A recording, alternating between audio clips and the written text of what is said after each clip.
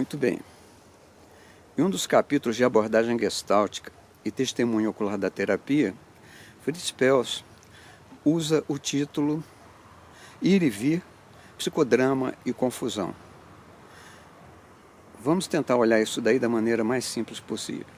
Em primeiro lugar, a questão do psicodrama que Fritz se refere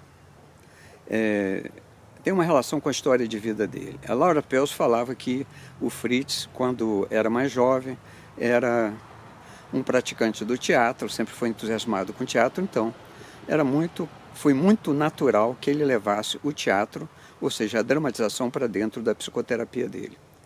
De fato, o Fritz se refere inclusive a Moreno, que foi um diretor de teatro que depois desenvolveu uma abordagem psicoterapêutica a partir das suas observações e de suas experimentações. O psicodrama ele existe até hoje como uma importante abordagem terapêutica contemporânea.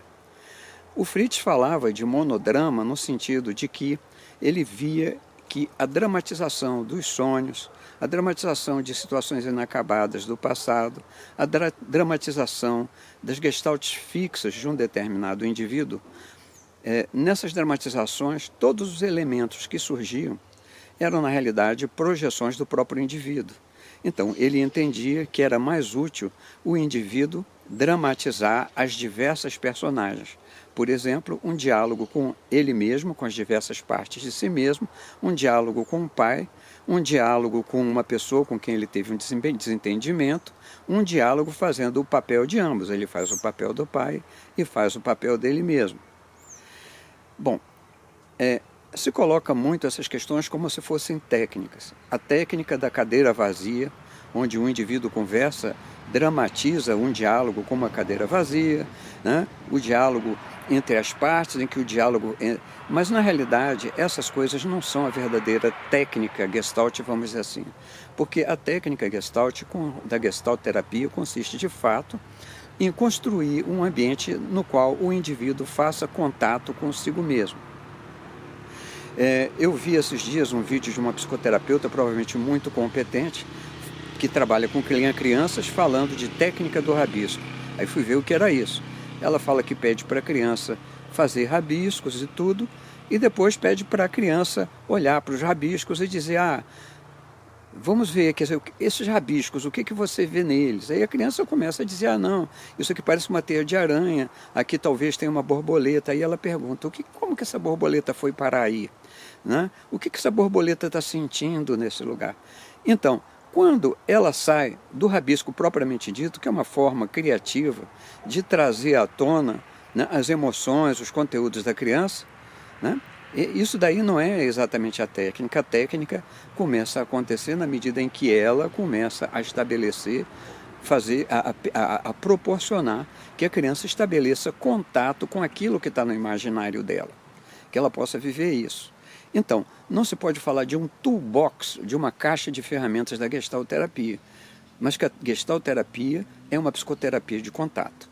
Contato consigo mesmo, contato com o outro, contato com as suas próprias interrupções, contato com o modo como você está se sentindo, com o modo como você está se movendo, como você está falando, porque todas essas coisas são integralmente parte de si mesmo. A dramatização é, de fato, uma forma poderosa de trabalhar, quando você representa, quando você traz isso de uma forma, o que vamos chamar aí de representar ou de dramatizar? Significa você trazer, de fato, as suas emoções à tona. Não simplesmente falar sobre aquela coisa, mas usar do seu corpo, do seu movimento, da sua expressão, dos seus afetos.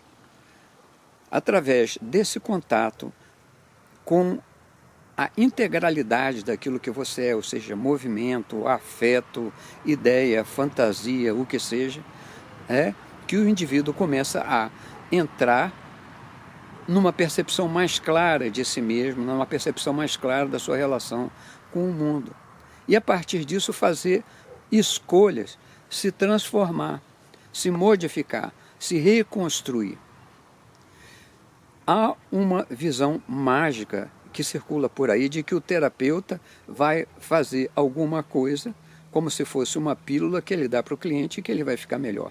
Existe a ideia de alguns clientes, talvez a partir de uma interpretação errônea do que é a psicanálise, né? De que na medida que o indivíduo descubra as causas daquilo que fazem ele sofrer, as causas das obsessões, as causas da depressão, que ele vai melhorar. Essa é uma visão errada, porque não é descobrir as causas que vai transformar a pessoa, mas o fato de conhecer a si mesmo, de perceber a si mesmo, que cria a oportunidade de me transformar. Jung, na sua psicologia analítica, coloca muito claramente que o grande potencial de transformação está na vontade. Ou seja, o indivíduo, ele mesmo é o agente do seu processo de mudança. Na medida que ele se conhece, em que ele se percebe, ele pode tomar caminhos de transformação e caminhos de mudança. Ou não. Ou não. Então, a questão da dramatização é apenas uma forma de contato, uma forma poderosa de contato.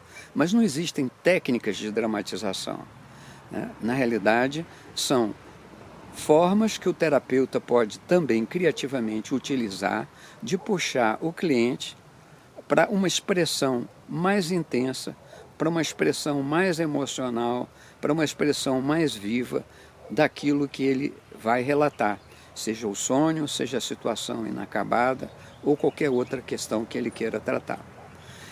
O Fritz falava de monodrama se diferenciando da abordagem do Moreno, no sentido de que o Moreno montava o palco, ele, Moreno, o diretor, propunha as cenas a serem dramatizadas e os demais membros do grupo, né, faziam os diversos papéis.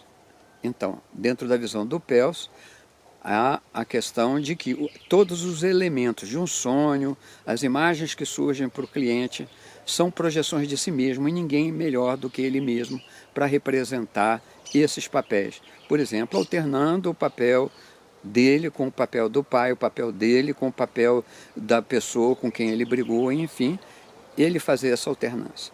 Isso também guarda uma relação com a questão do IV. Esse IV nada mais significa do indivíduo alternar o foco entre diversas partes dele mesmo. Por exemplo, na medida que ele relata um sonho, o terapeuta pergunta, tá, e nesse momento o que você está se sentindo? Ou então, você se dá conta que você, enquanto fala dessa questão, você se movimenta assim? Você pode exagerar esse movimento? Ah, tá, vamos voltar para o sonho. Então você alternar entre essas questões, né, entre a sensação corporal, entre o exterior, o mundo exterior, o contato com o grupo, o contato consigo mesmo, fazer esse movimento de alternância é a questão do ir e vir. Mas, novamente, aí não temos uma técnica específica de ir e vir. Isso aí não está na caixa de ferramentas. Na realidade, o terapeuta vai buscar que o cliente estabeleça contato com as diversas coisas que estão acontecendo. Ele está relatando o sonho dele, está intensamente envolvido. Ele expressa a emoção. Então, o terapeuta chama o cliente a entrar em contato com a sua emoção, mas, simultaneamente, retornar à sua fantasia e prosseguir no relato da sua fantasia, de ordem a integrar todas essas partes. A outra questão que ele coloca é a questão da confusão. É muito comum o cliente dizer, sim, como eu estou te relatando essa situação, mas eu me sinto extremamente confuso. A questão da confusão é uma questão bem simples, novamente uma questão de contato. O psicoterapeuta pede, então, você pode ficar com a sua confusão? Entre em contato com isso que você está chamando de confusão. Como é que é isso?